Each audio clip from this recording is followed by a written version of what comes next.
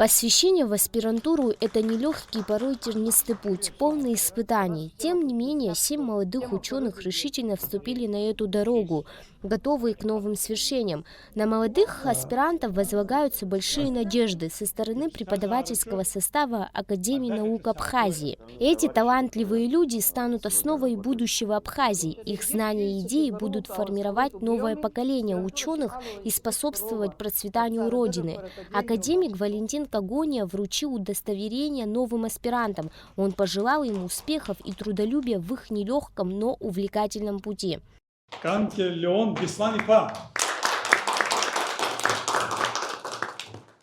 Одна из ключевых задач, стоящих перед молодыми учеными по завершению их обучения – защита кандидатских работ. Здесь большое значение имеет работа в тандеме с преподавателями, что способствует обмену знаниями и опытом и позволяет молодым исследователям получить ценные отзывы от более опытных коллег.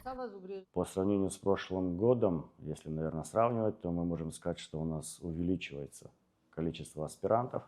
Если в прошлом году у нас было 4-5 аспирантов было зачислено, то сегодня мы зачисляем 7 аспирантов. Общее количество на сегодняшний день у нас 23 аспиранта и 6 соискателей. Самая важная задача – это чтобы по окончании обучения молодые ребята представили свою работу на обсуждение в научные учреждения, в которых они числятся.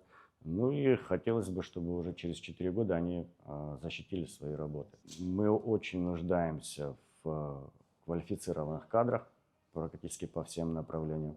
Мы надеемся, что у нас будут и молодые ребята, которые будут представлять не только гуманитарные направления.